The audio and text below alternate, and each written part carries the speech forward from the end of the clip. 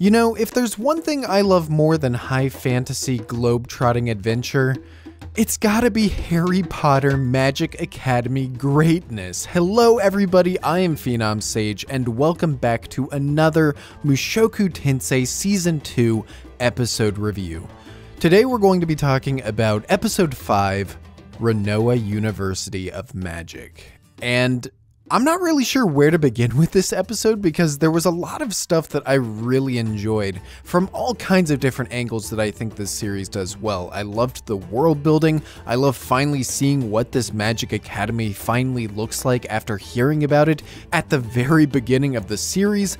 I like seeing all of the new characters being introduced here. Some we've clearly already met, some are brand new just for this arc. I love the narrative, emotionally impactful moments that we get between Rudeus and Sylphie. There's just so much to love in this episode, and it's certainly a strong start for what I assume will be the bulk, if not the entirety, of the rest of this season's first half. I guess I will start with that though, just because it's definitely what left the biggest impression on me by the end of this episode.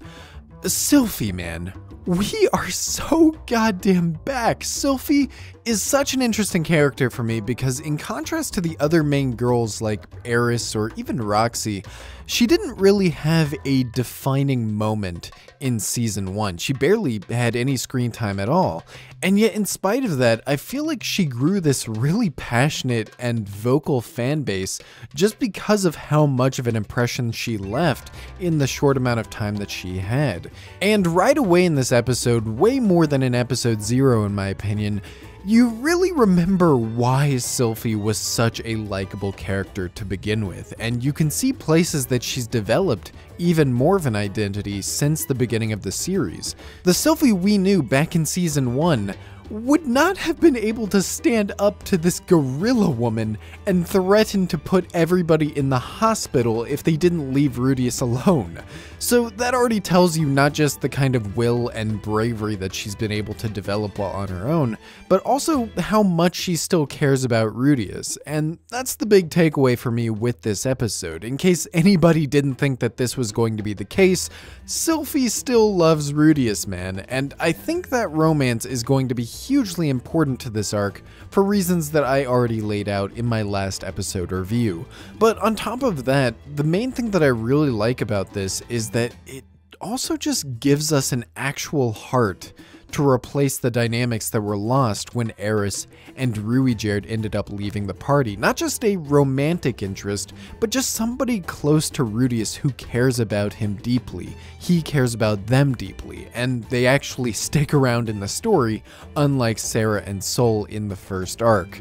The only thing that kind of puts a wrench in this feel-good aspect of Rudeus and Sylphie reuniting is that hidden agenda that we know Rudeus has for coming here. We have to remember that Rudeus really had no intention of coming to this place at all until he found he could do something about his psychological problem. But in this episode, there's a really sweet, adorable moment where Sylphie is asking Rudeus why he came here to this place, and Rudeus has to cover it up by saying that he came there to look into the teleportation and find one of his missing friends, Sylphie. And I really think this would have been even more heartfelt if Rudeus was actually prioritizing finding Sylphie over, you know, trying to solve his erectile dysfunction. That is a minor nitpick in the grand scheme of things, though. I do think they still have a great dynamic in this episode, and I found it incredibly poetic and cute that just like with Rudeus and Sylphie's first meeting in Season 1, we're having a relapse here of Rudeus mistaking Sylphie for a guy again. If I had a concern about this episode, it actually would be that. This is the kind of miscommunication that could easily turn out pretty frustrating and annoying if it's drawn out for too long. I don't mind it in this episode, don't get me wrong. I think Sylphie is the kind of character who would hide it for a little bit just because she doesn't really know how to communicate or convey that after being apart for such a long time. But if this secret does end up getting dragged out between them for multiple episodes from here on out, I do think it's probably going to wear pretty thin. So I hope that that eventual reveal does get revealed pretty soon, and it is handled with the gravity that it deserves. But on that note though, if I had one actual complaint with this episode, something that I think could have been handled much better in terms of the storytelling and the direction, I really wish this first meeting between Rudeus and Sylphie was handled with more gravity and with more tension. I mean, this is a big goddamn deal, seeing these two meet each other again. Sylphie, I'm sure, is experiencing a wealth of emotions seeing Rudeus again after such a long time, and yet the actual meeting between them is almost casual with how it's treated in this scene. You can definitely feel the intent of what she's meant to be feeling here, but I would have handled it much differently and much slower to make it a more impactful moment fitting of that reunion. Anyways, like I was saying in the last review, it was already pretty clear what the direction needed to be in the story for Rudeus to overcome his problem, and then in last week's episode they made it even more obvious, and now with this episode, and especially that opening, my goodness, it really could not be more clear at this point. To say this as gracefully as possible, Rudeus needs to form a very intimate relationship with Sylphie, and like I was saying in that last review, like I'm saying right now, I honestly can't wait for that to happen, because just in this episode alone, they really do have a lot of great chemistry. That ED, man, that new ED is so perfect. I'm really looking forward to that, and another thing that I really wanted to talk about this week is how many characters and just general things that have been set up over the series are culminating here in this Magic Academy in a really interesting way.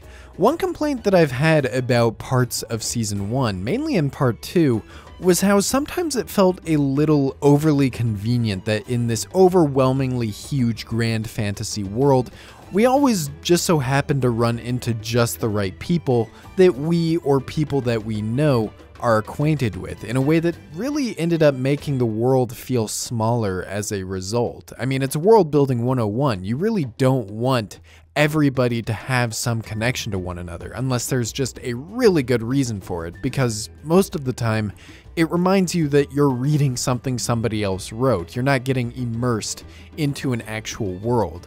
And you would think in this episode, I would have a similar complaint. I mean, the goat Zanoba is back, Cliff from the OVA is back, even this new Neko girl is related to somebody that we met in the past. It all could come across a little overly convenient having all these elements collect here. But in reality, I'm actually pretty okay with it in a circumstance like this, because it actually makes sense for all of these characters to be here. It's organic to have them all here. Some of them have been studying at this school for actual years, so it ends up feeling less manufactured and more like a genuinely believable coincidence within the world.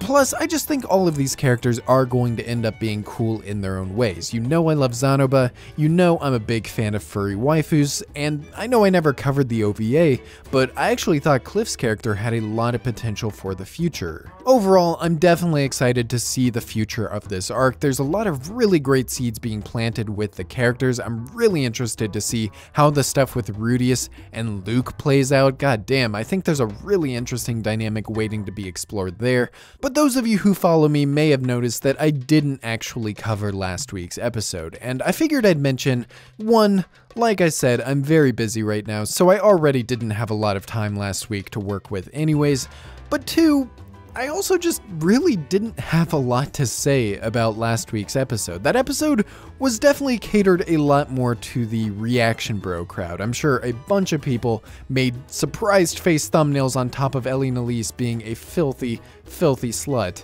But in terms of actual content and stuff that I wanted to talk about, it basically boiled down to me saying the exact same stuff that I already said about Rudeus's ultimate goal, and also just that I really liked Ellie Nalise's character in general, which I can also say about this episode. Which, by the way, very interesting information about her this episode, with the curse that actually requires her to sleep with men frequently or else she'll goddamn die? That's pretty wild. I don't know if we're ever going to get any more information on that. But in general, I hope you guys don't mind if sometimes I take a week off if I really just don't have much to say. I just really didn't want to waste your guys' time and try to force a review out of very few observations on my part. That being said, I hope that isn't the case for the rest of this arc, because there's definitely a lot of potential for where this story goes now, and I hope the shonen bros out there aren't too upset when this hopefully turns out to be a completely slice of life Magic Academy arc.